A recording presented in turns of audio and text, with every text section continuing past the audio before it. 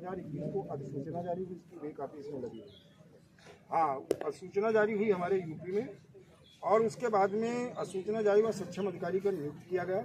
यानी धारा के 7 के तहत राज्य सरकार को ये अधिकार है कि सक्षम अधिकारी राज्य सरकार नियुक्त करती है, जिसमें मंडलायुक्त और सहायक मंडलायुक्त को बनाया गया। उसके बाद में जो है धारा 8 में जो प्रावधान है उसमें जो है कि निर्देशित न्यायालय का गठन करना भी राज्य सरकार के ही हाथ में है। फिर जब हम लोगों ने ज़्यादा बड़ा आंदोलन किया और प्रयास किया और माननीय मुख्यमंत्री महोदय से मिलने का प्रयास किया और ज्ञापन दिया, तो उन्होंने एक काम और अच्छा किया कि उन्होंने पोर्टल भी लॉन्च करवा दिया, जिसमें PID यानी राज्य का कानून जो है PID एक्ट 2016 यानी वित्तीय अधिष्ठान जमा करता हित सर्वेक्षण अधिनियम 2016 आवेदन भी हो गए। 1.5 लाख कलेक्ट्री में विंडो ओपन हुआ, 49 नंबर कमरे में आवेदन लिए गए, और इसी तरह पूरे उत्तर प्रदेश में हर जिले और तहसील स्तर पर आवेदन लिए गए। लेकिन एक भी कंपनी के आवेदन पे आज तक जो सक्षम अधिकारी उन्होंने ना तो कोई नोटिस भेजी है, ना भुगतान के लिए कोई प्रयास किया है, और न किसी कंपनी का प्रॉपर्टी अटैच करके आज तक भुगतान करवाया है।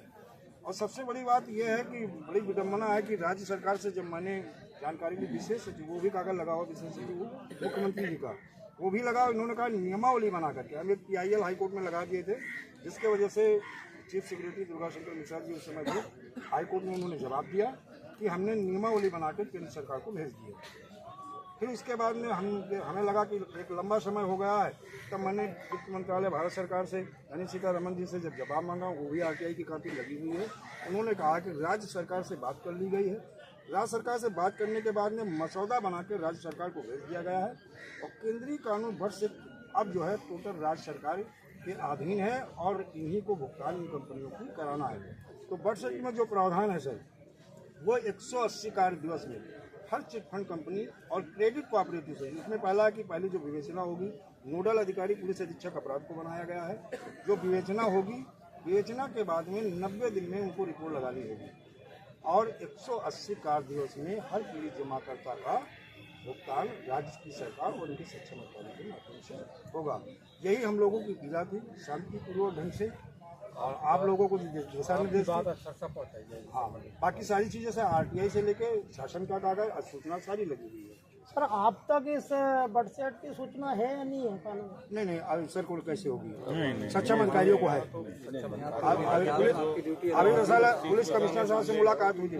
सर हमारे पुलिस कमिश्नर साहब बहुत अच्छे हैं, इस समय जो है बहुत वाकई में बड़ी प्रशंसा करते गए। उन्होंने हमारी बात को बेहतर ढंग से सुना, और सुनने के बाद में उन्होंने, और सर एक और आपसे हाथ जोड़ के अनुरोध है, आप जहाँ हमारे चौकी इंचार्ज साहब हैं, आप हैं हमारे आलमबाग के इंस्पेक्टर सर, और जहाँ भी आप हैं सर, कि अभिकर्ताओं के जो मतलब एजेंट होता है, इसके तो फर्जी मुकदमा पंजीकृत हो रहा है।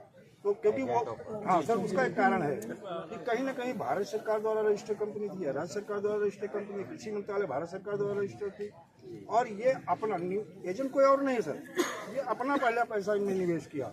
और बेरोजगारी हमारे देश की बहुत बड़ी समस्या है, बेरोजगारी की वजह से ये अभिकर्ता बन गए, और उसके बाद में अपने जानने पहचाने रिश्तेदार ना तो, हाँ, और जबकि कानून में सर प्रावधान है कि निवेशक का पैसा दिलाने के लिए इन कानून में जो प्रावधान है।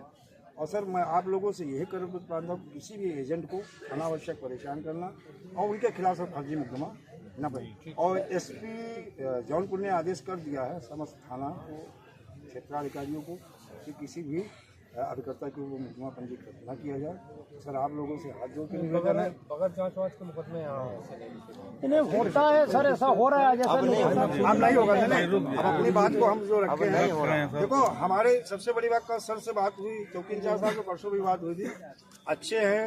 नहीं। हमारे पुलिस कमिश्नर साहब भी लखनऊ में जो है बहुत अच्छे हैं, नो डाउट, कहीं 1% संख्या नहीं।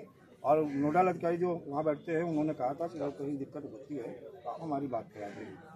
बस सिर्फ धन्यवाद, आप लोगों ने जो सहयोग किया, और बड़ा, और आपके आदेशानुसार उतनी ही संख्या रही, उससे ज़्यादा नहीं।